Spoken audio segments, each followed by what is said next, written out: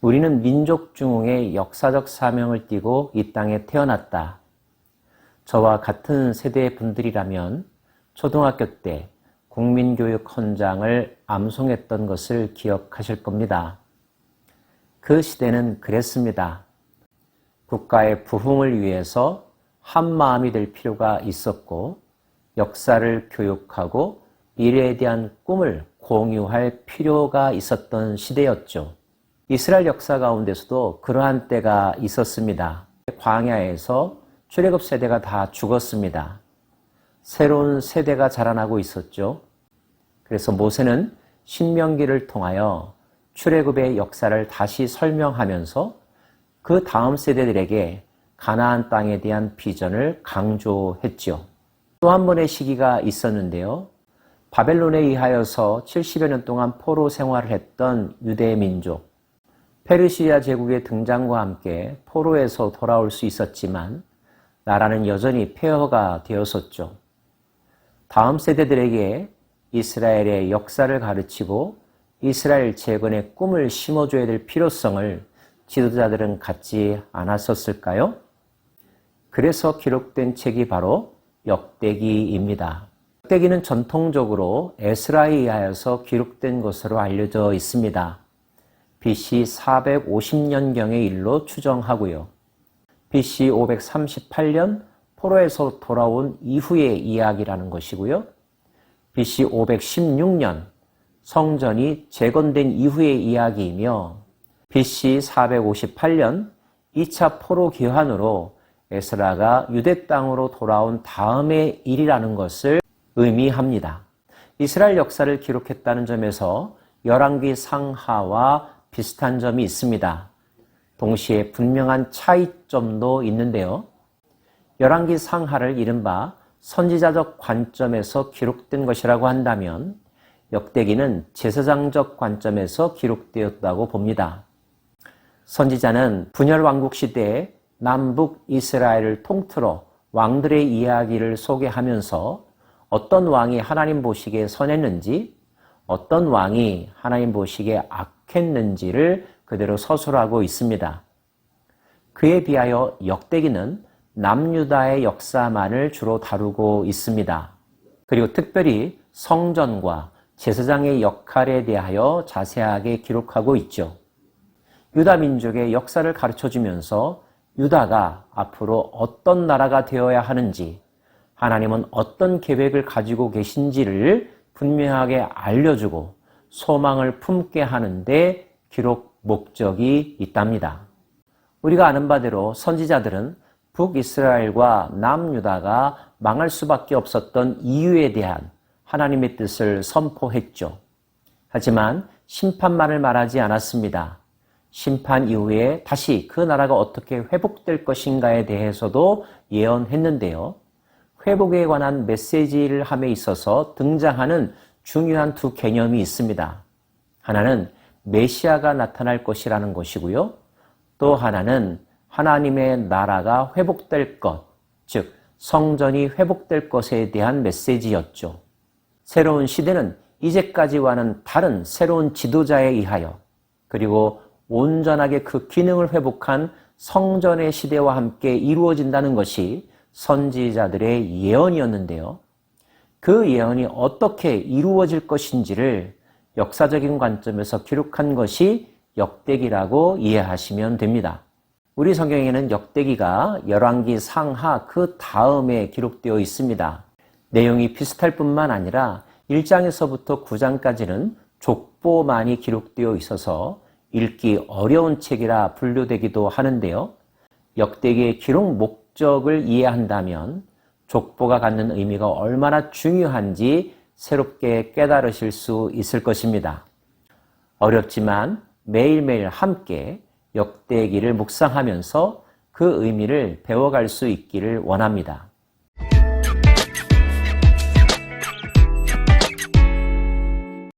먼저 1장입니다. 1장은 아담의 족보로부터 시작하는데요. 아담, 셋, 에노스, 게난, 마할랄렐, 야렛, 에녹, 무드셀라, 라멕, 노아, 셈, 함과 야벳은 조상들이라. 창세기 5장의 내용이 요약된 것이라 말할 수 있습니다. 유대인들은 아브라함을 히브리 민족의 조상이라고 알고 있습니다. 그래서 아브라함부터 족보를 써내려가도 아무런 문제가 안 되죠. 그럼에도 불구하고 역대기는 아담으로부터 그 족보가 시작이 됩니다. 유대의 역사에 국한된 것이 아니라 온 인류의 역사를 기록했다고 이해할 수 있습니다. 우리 모두는 아담 안에서 한 후손이요 모든 인류가 하나님의 피조물이며 구원의 대상이라고 하는 신학이 담겨져 있습니다. 아담은 최초의 인류이죠. 사람이라는 뜻을 가지고 있습니다. 아담 다음에 우리가 생각하는 아들들은 가인과 아벨인데요. 본서에는 가인과 아벨이라는 이름 대신 셋이라고 하는 이름이 족보에 올라 있습니다. 가인은 살인을 함으로 정통성을 잃어버렸고요. 아벨은 후사 없이 죽었기 때문에 아담의 뒤를 잇지 못했습니다. 비극적인 가정사 속에서 하나님은 새로운 선물로 대신하여 준 아들 셋을 태어나게 하셨는데 셋이 아담의 계보를 이어가고 있습니다. 여기서 한 가지 알 수 있는 족보의 특징이 있습니다. 혈통적인 장자만을 기록하지 않았다는 거죠. 다른 말로 하면 하나님의 구속사라고 하는 관점에서 그 계보가 어떻게 이어지고 있는지를 기록한 것으로 이해하시면 됩니다. 노아에게는 셈과 함과 야벳이라고 하는 세 아들이 있었죠. 그러나 그 정통성은 셈으로 이어집니다. 17절입니다. 셈의 자손은 엘람과 아수르와 아르박삿과 룻과 아람과 우스와 훌과 게델과 메색이라.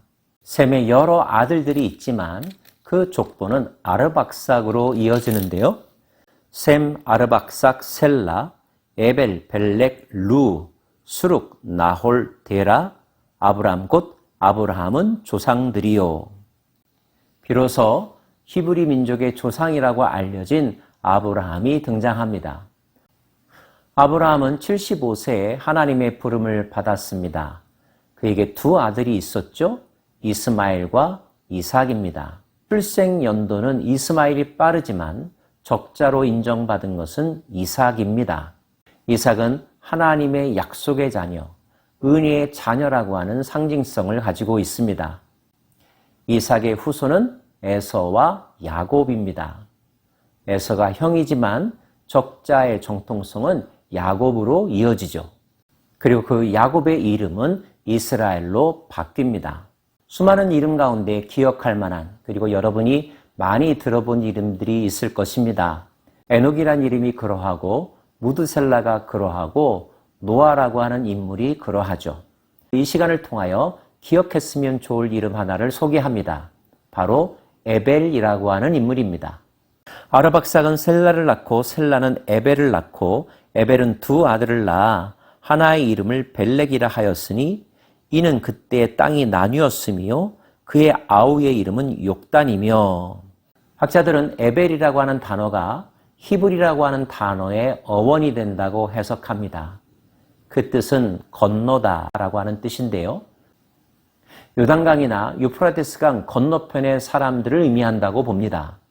그가 낳은 아들이 벨렉과 욕단인데요. 욕단은 지금의 아랍 사람들의 조상이라고 여겨지고 있고요. 벨렉이 히브리 민족의 조상에 속한다고 이해하시면 됩니다.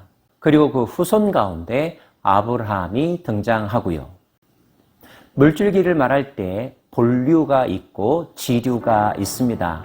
1장에 함과 야벳의 자손들, 이스마엘의 자손들, 에서의 후손인 에돔 사람들의 이름이 등장합니다. 그러나 이들은 지류라고 말할 수 있습니다. 중요한 것은 본류, 아브라함으로 이어지는 구속사의 족보를 기억하는 것입니다. 인물 하나하나를 살펴볼 수 있다면 더더욱 좋겠고요. 그들이 어떤 인생을 살았는지, 어떤 교훈을 삶을 통하여 보여주었는지를 살펴본다면 큰 유익이 있을 것입니다. 모든 사람들을 다 연구할 수는 없겠지만 여러분의 관심을 끄는 한 사람, 그 사람에 대하여 조금 더 조사해보고 관련된 설명들을 들어보심이 어떠할까요? 앞으로 역대기를 통하여 많은 은혜를 함께 나눌 수 있기를 원합니다. 기도합시다.